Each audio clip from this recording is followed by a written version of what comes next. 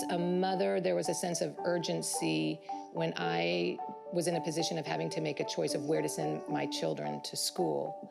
They had been in a Montessori school, and that was wonderful, and I loved it, but I didn't see the opportunity for the long term.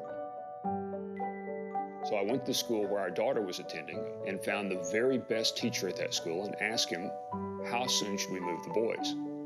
And he immediately replied, as soon as possible. So I asked why, and he said, well, once they've had a lot of freedom, they won't like sitting at a desk and being talked at for 8 hours a day. Before I could even think, I blurted out, I don't blame them. And he looked down at the ground for the longest time, and I thought I'd offended him.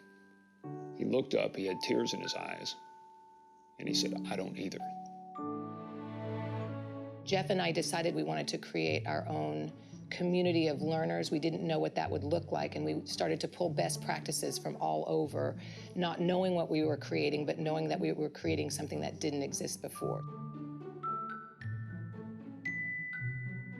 There are really two modes of thought about how to improve education. There's the reform movement.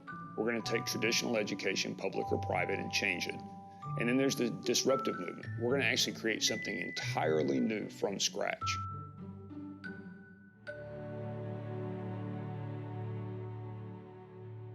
Curiousness is basically the thing that seems to trump on all counts. It seems like if you just can be curious instead of just staying where you are, you will explore a lot more and you will get a lot farther. My first hard math I ever tried was calculus. And I'm like, what's in this? And I got taught it, and now I do math. Now math is a breeze for me because that's how it does.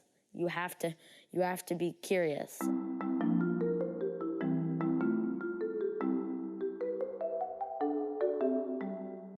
Really, the whole concept of students teaching themselves has been incremental. It's been a matter of trial and error. I know I was inspired when a number of years ago I met Sugata Mitra at the very early stage of his hole-in-the-wall experiments, where he was putting a computer terminal in some of the poorest slums and villages around the world and finding out that students could teach themselves, literally with no teacher, learn at a faster and better rate than the best private schools in the countries. So I was inspired by Sugata, and I kept that in the back of my mind. And as Laura and I began to experiment at Acton Academy, we saw that what he was learning and seeing in some of the poorest villages of the world was true here as well. The teachers don't even answer very many questions, and I think that gives us a little more freedom. Like, say, why is there a new schedule? They say, well, that's a great question. Guides don't answer questions, though, so you have to try and figure it out. I believe a teacher means teaching you how to learn and what you learn. And a guide is like guardrails.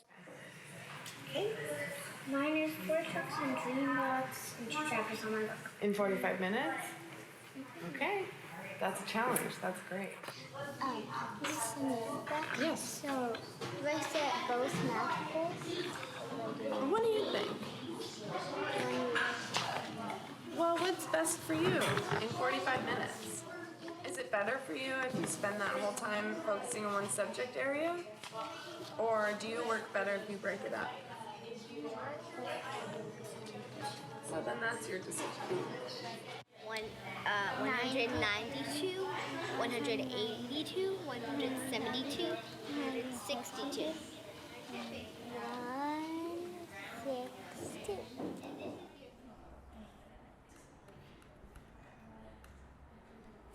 We usually start the day off with either a project time or PE or core skills.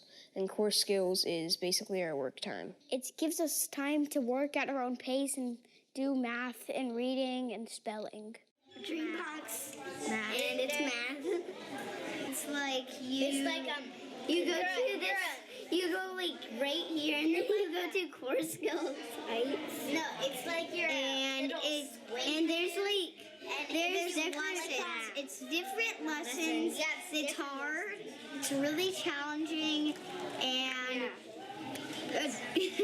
On Khan Academy, which is math, they have like algebra and geometry and trig, so we set goals for what we want to accomplish in that. And then we set writing goals because there's a journaling question every day.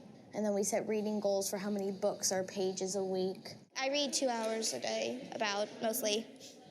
At public school, I actually almost didn't pass for reading, and now I'm scoring like 10th grade for reading, and we don't even actually work on reading comprehension at school, so it's kind of crazy.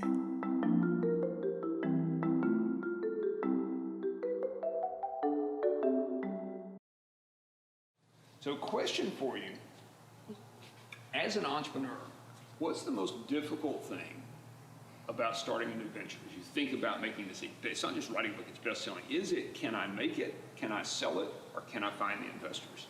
Kinsey?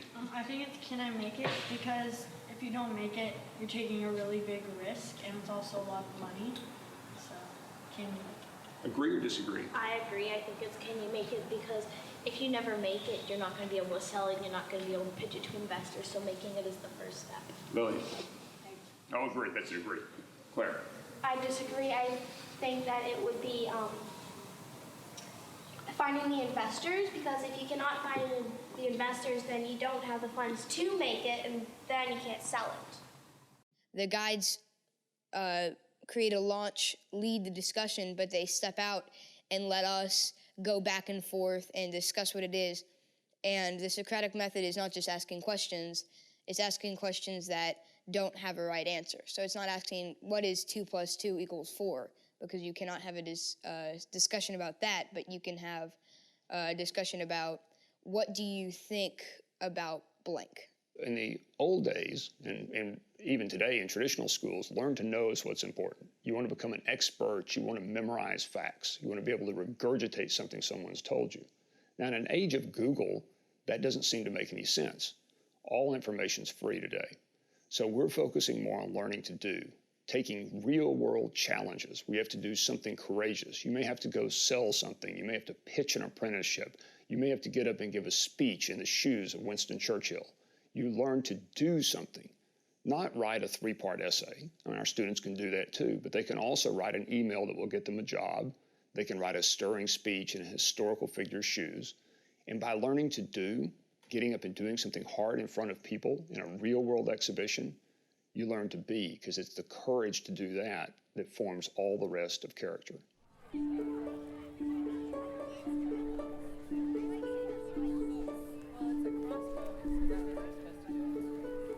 At Acton, we also focus on learning to be, learning to do. So this is learning to do and learning to be. So I'm dyeing ponchos, scarves, necklaces, blankets, and rags using an ancient Japanese dyeing technique with indigo.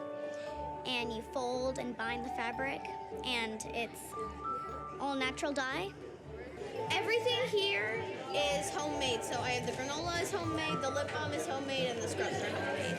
I'm selling monster t-shirts that I drew and screen printed. I took them to a business, and this is Yamakati, a milk bond, Galtalope and Darbunas. These are chocolate chips with cherry and carrot, and these are spinach blueberry. The goal for today is to make more money than my startup costs. The goal for today is make a profit, because I spent a lot. My goal for the profit, I want about $300 maybe. And what are you going to do with that money? I'm probably going to save it.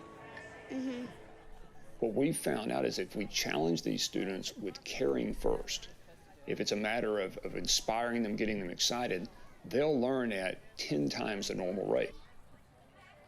I think that adults do not give credit to children. I think they don't think they're as smart and as tough as they really are. Children are tough, they're resilient, they want to work hard, they're so curious, and adults tend to want to rein them in. It's just amazing what they do and what they want and what they really want to do. They want to do wonderful things. What do I want to be when I'm older? That one wasn't I didn't expect that one coming.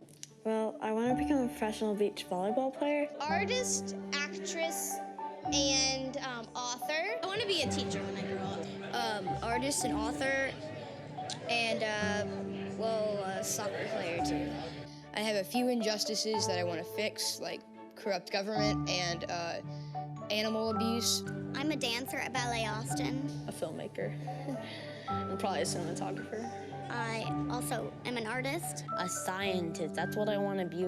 That's what I want to be because I'm good at chemistry, I'm good at math. I'm really just waiting for something to come up or something that I really love to do, to be able to combine my gifts, passions, and injustices all together into one.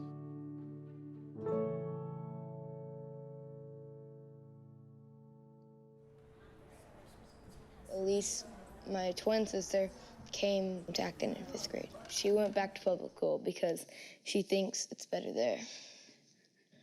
But I think she made the right decision because her thinking style, I don't believe is in the Acton method. She likes to listen and hear and be taught and be shown the way instead of making the way herself. Anyone really could be an Acton student. It just depends on how much motivation you have to work towards things. Some kids cannot stay at Acton because they grew up in the public school mentality of just, we'll tell you, spit it back on paper a month later and you'll be fine. So that's why some people have to leave. We've had 2 students choose to leave Acton Academy. I think it's a time in life when a certain child might need more direction, more instruction than Acton Academy gives. You have to be able to make your own choices and manage your own work to stay in the system. Most children love that, feel honored by that, feel empowered, love responsibility, rise to the occasion, and others it just takes a little longer to get to that point. 80% of our students, in our short history, we've figured it's 80 to 90% of our students will make it all the way through, and it's very natural. Acton is one of thousands of experiments that are going on now with disruptors around the country. And there won't be one size model like ours that fits everyone. There'll be thousands of models. Just like in the real world, there are thousands of different ways to do almost anything, but the concept and the belief that students can actually teach themselves and can learn on their own much better than inside a system, that's the idea that's revolutionary.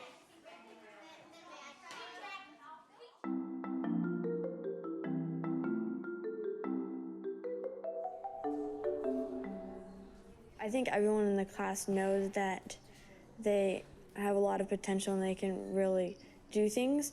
I don't think they tell themselves that. I think they say, I can get better, I can do this even more than I could before. I just need practice, practice, practice. You can always learn from your mistakes. So if I mess up on something on math, I can make sure I don't do the same thing twice over. You have a growth mindset, you're motivated to grow, and by the fixed mindset, you believe that making a mistake is, makes you feel bad and you feel ashamed of yourself.